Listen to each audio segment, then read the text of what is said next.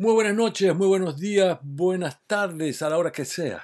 Vamos a continuar con una segunda entrevista con otro médico que se ha inoculado con la vacuna contra el COVID-19. Él es el doctor Fabricio Montes de Oca. La idea es conversar con la mayor cantidad de profesionales, de personas que saben de esto, para que nos ilustren, para entender qué hace esta vacuna, si es algo que puede evitar esta terrible enfermedad o si más bien es un mecanismo que están utilizando las grandes empresas farmacéuticas, los Illuminatis en Roma, los hombres de poder, los dueños de empresas para controlar a la humanidad. ¿Cuál es la realidad? Quiero agradecer muchísimo la cantidad de gente que se abonó a nuestros canales con la primera conversación que tuvimos con el doctor Rafael Caputi. Quiero agradecer muchísimo las reacciones y las conversaciones y los mensajes del público. Debo confesar que algunas de ellas son bastante sorprendente, pero todo hay en la viña del Señor. Así que no esperemos más. Vamos a hablar con el doctor Fabricio Montes de Oca, que acaba de inocularse. Él y su esposa son médicos y se acaban de inocular con la vacuna contra el COVID-19. Christian Johnson presenta. Fabricio, qué gusto poder conversar contigo a través de este medio. Tú allá en la Florida. Estás en Orlando, ¿no? Sí, correctamente, en Orlando. ¿Qué tal la temperatura por allá? ¿Calientita? Bueno, ahora mismo está un poco fresco por la época del año, pero sí, usualmente es bastante caluroso. Es más, me recuerda mucho a Guayaquil en ciertas épocas del año. Me cambié de lugar, Fabricio, porque la señal estaba mal atrás. No tiene nada que ver con las farmacéuticas ni nadie que se metió, ni que... Yo me cambié voluntariamente a este lugar porque la señal estaba mal atrás. Porque no faltará quien dice eso. Entonces vamos a regresar al meollo del asunto. Tú te sometiste a una vacuna, tú eres un médico profesional, eh, a lo mejor te vas a convertir en un robot, en unos pocos días algo te tiene que estar pasando por dentro, te están modificando genéticamente. ¿Qué sientes? ¿Eres el hombre que se convierte en mosca? ¿Cómo es la cosa? Bueno, como te conversaba, realmente más temor me daba el no ponerme la vacuna. Bueno, como te decía también, realmente es preocupante. Vivimos en una sociedad en la cual hay una crisis grave del pensamiento crítico. Entonces, realmente la información que recibimos, la recibimos por tantos medios y de tantas maneras diferentes que a veces es un poquito difícil procesarlo y cuando no tienes las habilidades ni el entrenamiento para poder discernir entre esa información, entre información veraz y pues mala información o desinformación, pues ahí es que ocurren los problemas. En mi caso, pues sí, mira, mi esposa y yo nos vacunamos, tuvimos esa oportunidad hace unos pocos días. Gracias a que somos médicos acá, pues la primera prioridad éramos nosotros, los trabajadores de la salud, junto con los residentes de hogares de ancianos. Entonces, tuvimos esa oportunidad. En el momento que me pusieron la vacuna, te digo honestamente, ni siquiera sentí el pinchazo, no sentí la aguja, lo cual es raro con una jeringuilla, o sea, tú sientes aunque sea la aguja. No sentí absolutamente nada. Al pasar de las horas, yo diría unas 4 horas, 5 horas, comencé a sentir dolor en el brazo. No fue un dolor intenso, era un dolor un poco, era leve, pero era como que me hubiera golpeado el brazo. Y un poco no lo podía mover, el brazo izquierdo. Entonces, ya en el transcurso de 24, 48 horas, eso ya se había ido. Obviamente estos son efectos locales y conocidos de la vacuna, pero realmente si nos vamos a la parte, al componente real de la vacuna, pues el RNA mensajero que tanto se ha hablado, pues es un... Es un elemento que es parte de tu código genético que puede ser modificado y que te va a... Eso es el elemento que nos va a convertir. Ese es el miedo, ese es el temor, porque sí, definitivamente hay dos tipos de proteínas que contienen material genético, el RNA y el DNA. Entonces, el DNA vive dentro de nuestras células, en el núcleo de la célula, en la parte central. El RNA está viajando constantemente entre el núcleo de la célula y la parte exterior del núcleo que se llama citoplasma. Eso es lo que se llama el ácido desoxirribonucleico. Ese es el DNA que está dentro del núcleo y está el RNA que viaja del núcleo hacia afuera, hacia el citoplasma. Pues no. Un mensaje. Entonces, esta vacuna básicamente es basada en RNA mensajero, el cual es una molécula muy bien conocida por la ciencia desde hace décadas. y sabemos exactamente cómo se comporta. Es más, para esta vacuna, una profesora húngara, justamente la doctora Katalin Karikó, ella trabajó arduamente en el transcurso de 3 décadas para poder desarrollar la tecnología de RNA mensajero que nos pudo llevar a, en este punto, tener disponible la tecnología en nuestras manos para poder desarrollar la vacuna rápidamente. Es decir, no es algo nuevo, es algo que se ha estado estudiando por décadas. Ahora, hay una de las cientos de críticas que recibo, una dice, ¿por qué si se tardaron 4 años para hacer una vacuna o 8 años para hacer una vacuna contra el polio y todo esto, por qué ahora las farmacéuticas lograron hacerlo tan rápido? Sí, justamente se basa en eso. El RNA mensajero es una molécula conocida, sabemos su biología, sabemos su comportamiento. Todos tenemos RNA mensajero en nuestro cuerpo, está constantemente viajando del núcleo de las células al citoplasma, portando la información genética que se le da el DNA para codificar proteínas que nos benefician a nosotros mismos. En el caso de la vacuna y el RNA mensajero utilizado en la vacuna, lo que los científicos pudieron lograr es lograr identificar el código genético del virus, copiar la parte del código genético que contiene la proteína que está en la superficie del virus, una de esas proteínas que se llama la proteína spike en inglés, que en español se puede decir espícula o proteína gancho, que es la proteína que justamente se engancha a las células de nuestro cuerpo para invadirlas. Entonces, al tener ese material genético, esa información, cuando nos inoculan la vacuna, ese RNA mensajero es capturado por nuestras células inmunológicas, identifican que es el código genético y comienzan a producir proteínas similares a esa proteína en espícula, que es la proteína S. Entonces, una vez que es producida, el cuerpo no la reconoce, obviamente, porque es una proteína foránea, entonces comienza a generar anticuerpos, que son las defensas de nuestro cuerpo.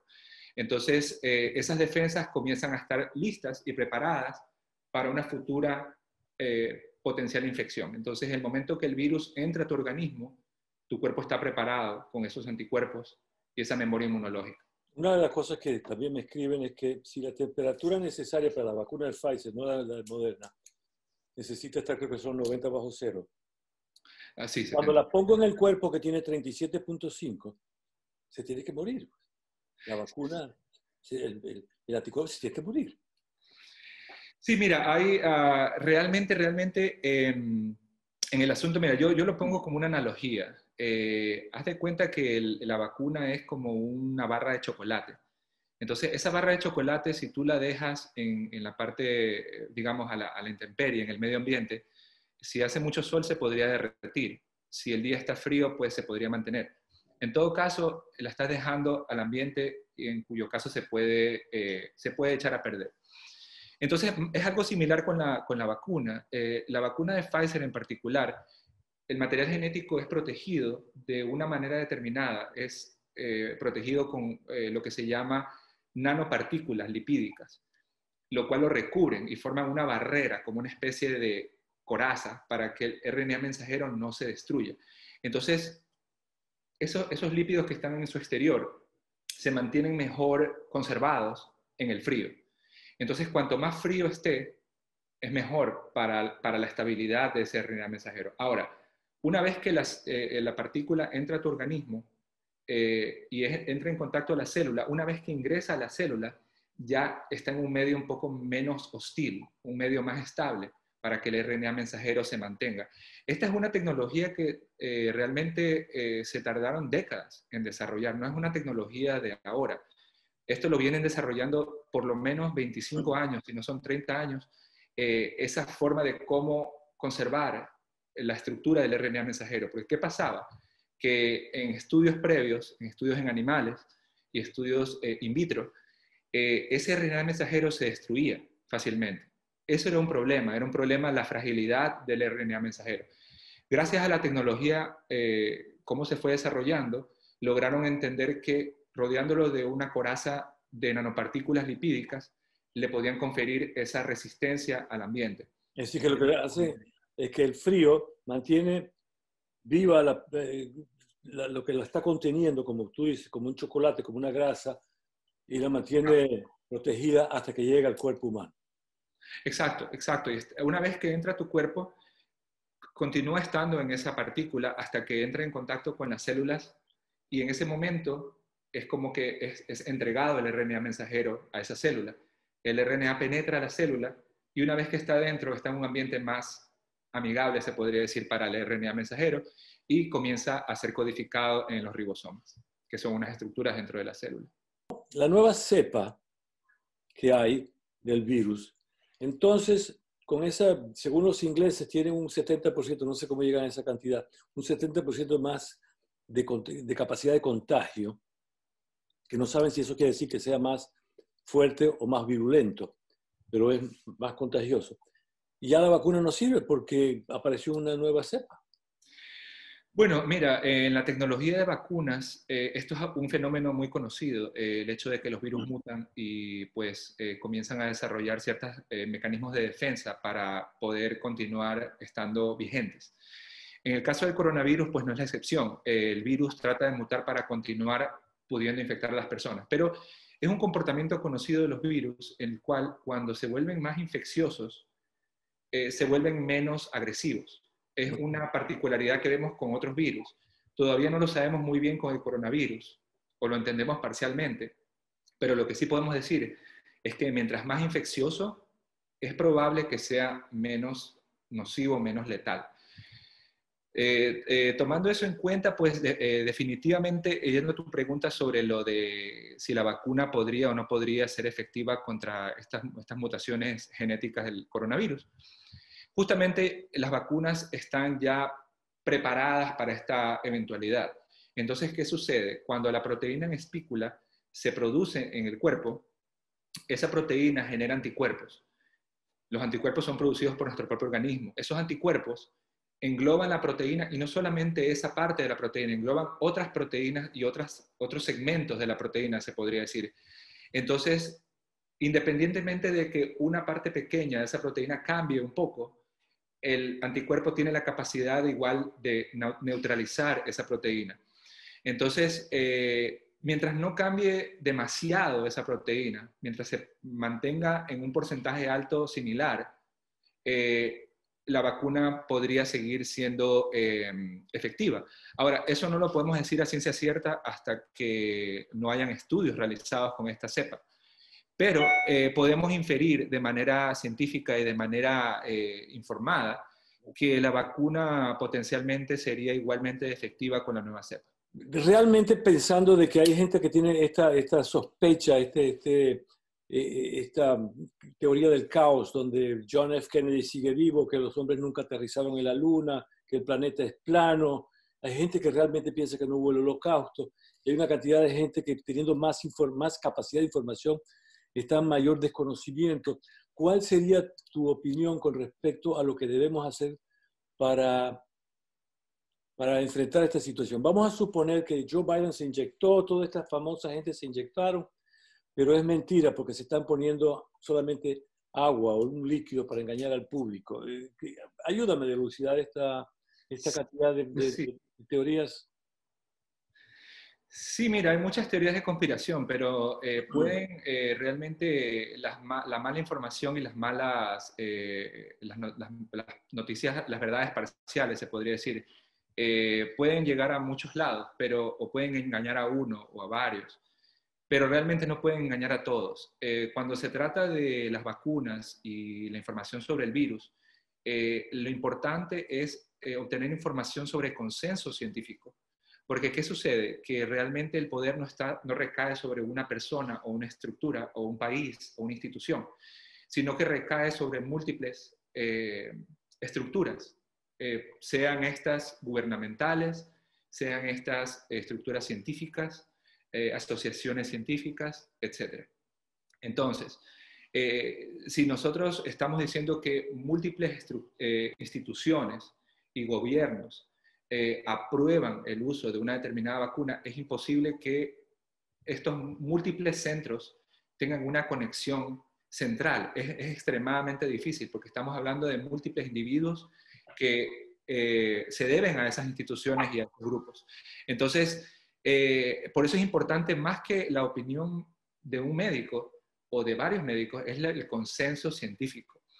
En opinión, las personas pueden tener diferencias, pero cuando se trata de la ciencia y el empiricismo, sucede que realmente el médico pone y el científico pone la cara a los números, pero lo que estamos hablando es en base a hechos y en base a números, en base a datos. Entonces son los datos los que hablan, uno le pone la cara a esos datos, pero son los datos los que hablan, no es una opinión. Entonces ahí viene un poquito esa diferencia que hay entre lo que es una opinión y múltiples opiniones, y contrastándola con lo que son los hechos y el empiricismo científico, el método científico. ¿Por qué se molestaron en hacer una vacuna? Yo sé que es para ganar dinero, dicen ellos. Obviamente que ganan dinero, ¿no? Está ganando mucho dinero, pero también está proveyendo una solución. Pero ¿por qué hicieron la vacuna cuando esta es cuestión del cloro, la molécula de cloro? ¿Cuál es la fórmula de este líquido con cloro? El dióxido de cloro. Sí. Hizo un mexicano, inclusive hay un mexicano que tiene una defensa fuerte del uso de esta molécula de cloro. Sí, mira, hay una búsqueda constante en el imaginario popular, una búsqueda constante del santo grial, del medicamento milagroso, de lo que te cura de todo, te cura todo. Entonces, en la búsqueda y en aras de buscar eso, pues muchas veces tendemos a ponerle mucha emoción a cierta información que recibimos, la cual no necesariamente la contrastamos con la realidad. El dióxido de cloro es una sustancia que es conocida yo diría hasta un siglo, más de un siglo, y realmente pues por sus propiedades le han atribuido muchas cosas más allá de su actividad biológica. Entonces, ¿qué sucede? Que tenemos que ver el mecanismo de acción, tenemos que ver qué es lo que está haciendo esa sustancia en una determinada organismo o in vitro. Entonces, esta es una sustancia que tiene múltiples aplicaciones fuera del cuerpo, pero entonces al extrapolarlo de manera errónea a un organismo biológico, llegamos a asumir múltiples cosas que no necesariamente están ligadas a una realidad de una actividad biológica. Entonces de ahí viene pues no solamente el dióxido de cloro, hay múltiples otras sustancias que tú puedes buscarlas por internet, y nuestra audiencia también las puede buscar por internet, realmente que te dan supuestamente la solución para todo. Y eso hay que siempre verlo con ojos, con ojos clínicos. ¿Por qué? Porque cuando te etiquetan algo como milagroso, ya te tiene que sonar un poquito raro desde el punto de vista científico, porque realmente la ciencia se basa en datos y en el método científico, y esto no tiene que ir cargado de una emoción, ni tiene que ir cargado de un pensamiento preestablecido, sino de hechos. Entonces, a nosotros poner el dióxido de cloro en la balanza y ver los pros y los contras, y realmente estudios científicos sobre él, pues realmente se ve que no tiene una validez científica para ninguno de lo que se le atribuye, pues, ¿no? La gente dice, si el río suena es porque piedras trae. Sí, trae piedras y trae palos, y el ruido suena también porque el agua golpea contra el agua, y el río suena siempre. Pero, por ejemplo, el Viagra. El Viagra es un invento innecesario porque en el Ecuador el cuchucho es un animalito que tiene un pene con un huesito que tú se lo sacas y lo raspas un poquitico cada vez y lo pones en un líquido en aguardiente, y es mucho más efectivo que el Viagra. Entonces, ¿para qué se preocupan en hacer esas cosas cuando el cuchucho hace lo mismo? Claro, claro. Ahí viene también un poco el efecto que es muy conocido en la comunidad científica, el efecto placebo. Cuando tú le pones mucha fe y mucha, digamos, mente a un determinado efecto, pues es probable que lo tengas, aunque realmente no haya el efecto biológico o no haya ningún efecto. Entonces, ¿qué sucede? Por eso es que lo que se llama el gold standard en inglés, o sea, los estudios más eficientes, más eficaces y más valederos, en cierto modo, son los estudios que se los denomina en el método científico, pues estudios doble ciego randomizados. Eso lo que quiere decir es que hay un grupo al cual tú le das la sustancia en cuestión y hay otro grupo al cual tú le das un placebo. Pero realmente ni el investigador ni la persona que lo recibe sabe lo que está recibiendo. Eso lo sabe la computadora y luego los datos se los analiza. Esto se le hace en poblaciones en modo aleatorio, entonces por eso se llaman randomizados. Entonces, en base a eso, tú no le estás poniendo mente, no le estás poniendo corazón, no le estás poniendo esperanza, sino que tú te basas en los hechos. Entonces, si tú haces un estudio doble ciego randomizado, tienes una información que es válida en el método científico. Mientras no hagas eso, realmente las soluciones no pasan de ser como lo que tú mencionabas, como este cuchucho, que realmente, ese efecto placebo, ese efecto emocional, ese efecto de voluntad, pues tiene un efecto fuerte en la biología humana. Es conocido, o sea, las emociones pueden determinar múltiples efectos en nuestra fisiología. Y pues no está de más el hecho de que si alguien te dice, y mucha gente te dice que algo va a tener un efecto y tú le pones mucha fe, es probable que lo sientas. Claro. Es Pero probable que lo sientas. de ninguna manera tampoco quiero dejar a un lado las curas ancestrales que nos sirvieron como humanidad por más de 60.000 años. El 5% tengo entendido que el 5% de algunas hierbas o plantas en la Amazonía producen el 50% de la medicina que conocemos. Evidentemente las curas vienen de esas medicinas de la Amazonía, manejadas de una manera más eficiente, extrayéndolas, son capaces de generar y mejorar a las personas en mayores cantidades. Ahora, no todas las cosas que te dicen ancestralmente tienen razón, hay que basarse en la ciencia. Entonces estamos en un paradigma aquí entre escoger entre la ciencia como lo que lo sabe y te explica todo, manipulada por las farmacéuticas, o creerle a los curanderos que frotando con una botella piensan que se pueden aliviar las articulaciones afectadas por una caída. Exacto.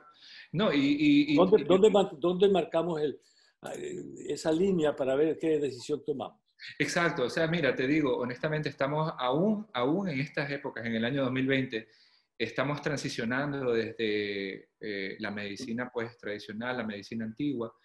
Todavía estamos transicionando, estamos en esa etapa de transición entre una medicina exclusivamente basada en ciencia y pues el rezago y pues las herencias que tenemos de nuestra historia médica, de la historia de la medicina. Entonces, realmente muchas de las medicinas usadas actualmente son extractos purificados o extractos, o digamos la misma molécula, pero sintetizada en laboratorio, del elemento activo que tiene que ver con esa planta en particular.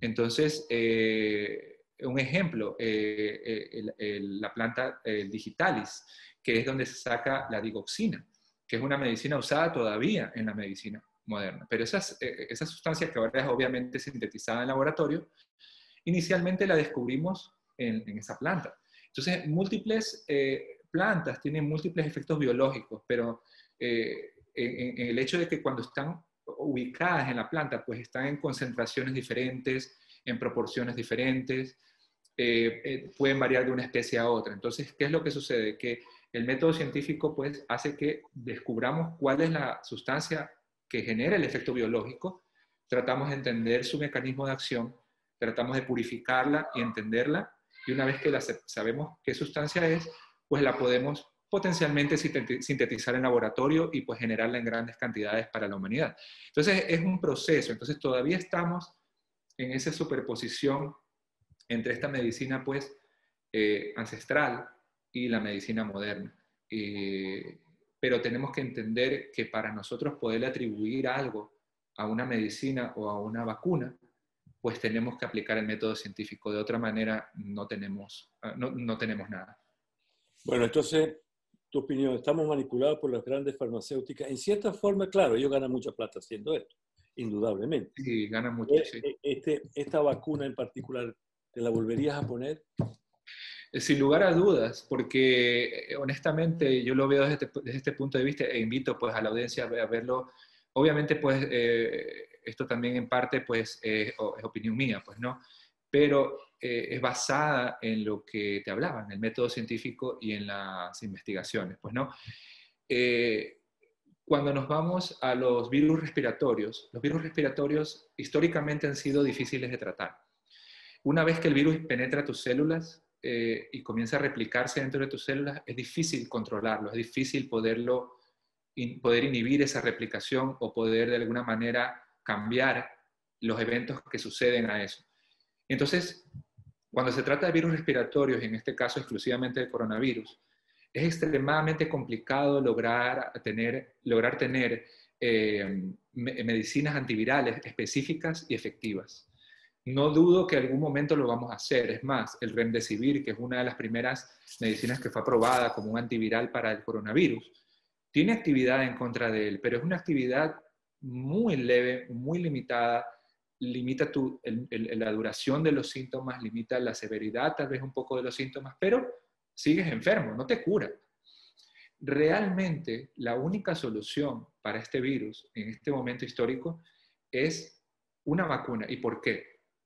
Porque la vacuna tiene la información genética exacta de esa proteína. Esa proteína, en el momento que comienza a circular en nuestro organismo, despierta esa respuesta inmunológica y esos anticuerpos van a neutralizar el virus y van a evitar que te enfermes. Entonces, si te pones a pensar desde el punto de vista individual y desde el punto de vista de salud pública, es la única solución para que en esta pandemia los números comiencen a bajar.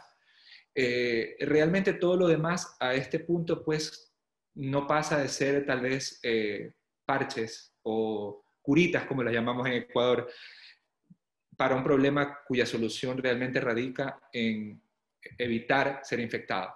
Una vez que nosotros pasemos de un nivel de inmunización, sea a través de infección o sea a través de vacunación, en el cual más o menos entre un 60 y un 70% de la población tiene anticuerpos contra el virus, vamos a estar en otra situación porque vamos a llegar a lo que se llama la inmunidad en rebaño. Cuando lleguemos a ese punto, el virus va a ser muy complicado que encuentre una persona que no tenga los anticuerpos. Entonces, en ese punto, ya el virus no tiene para dónde moverse. Los números comienzan a caer y la pandemia comienza a mejorar. Entonces, tanto desde el punto de vista individual como desde el punto de vista de salud pública, es mi sentir como médico y es mi deber transmitir lo que yo como médico entiendo de los datos, y es que la vacuna es la única solución en este momento para esta pandemia. Yo agradezco mucho tu tiempo esta noche, después de trabajar todo el día, que te hayas tomado el tiempo para responder estas preguntas. Le hemos tratado de hacer de una manera amena y jocosa en algunos puntos, no desmereciendo la seriedad del tema, sino para traer un poco a alguna gente periférica que todavía piensa que esto puede ser una manipulación tuya o mía, o de una farmacéutica, o de un sistema, o del señor Bill Gates, que trata de controlarnos. Nosotros más bien como informadores lo que queremos es abrir los ojos de la mente para que entiendan la posibilidad de que pueden estar guiados por mala información. Si no se hubiera inventado o no se hubiera encontrado la vacuna de la viruela, la del polio y la de muchas enfermedades que muchas personas todavía se reniegan a aceptar, no hubiéramos resuelto tantos problemas de la humanidad. Entonces, no digo que todo lo que hacen las farmacéuticas está bien, porque ganan mucho dinero, y hay muchos casos donde se están pagando compensaciones de billones de dólares por abuso, como estas drogas que no voy a mencionar, pero que todos conocemos. No podemos andar con los ojos cerrados y diciendo, no, esto es una conspiración, no, el cloro con agua me va a resolver, no, el fulano dijo tal cosa. Tenemos que informarnos. No hagan caso a lo que yo digo o lo que tú dices. Infórmense de verdad. No donde dice que la enfermera se murió. Lean bien que no se murió la enfermera. Se desmayó del susto y después se recuperó, después la mataron en las redes sociales. Entonces tenemos más información que nunca, pero estamos más desinformados que nunca. Tú y tu esposa se vacunaron al mismo tiempo. ¿Tú consideraste la posibilidad de que quizás deberían ser uno de ustedes en vacunarse? No, la verdad teníamos temor de que ya no esté disponible, que se acabe rápidamente, entonces decidimos vacunarnos rápidamente los dos. ¿No? Sí, sí, ese es mi consejo, o sea, escuchar a la ciencia. No tenemos que creer en la ciencia, realmente la palabra creer creo que está mal aplicada, No. pero es más escuchar, poner atención y dejarte guiar de una manera veraz. Tienes que saber de dónde consigues tu información porque tienes que buscar ese consenso científico, más que la opinión de uno o de otro o un video que viste por internet. ¿Las máscaras sirven para algo, no? Sí, definitivamente es lo que ha limitado un poco el esparcimiento de este virus. Las mascarillas definitivamente funcionan, es algo probado. Lavado de manos, no tocarte la cara, distanciamiento, Físico, definitivamente físico, correcto. no social. Distanciamiento. No te confunde, distanciamiento social es completamente diferente. Distanciamiento físico, una distancia física. Exacto, es 2 metros, 2 metros por lo menos, ideal más de 3 metros entre persona y persona.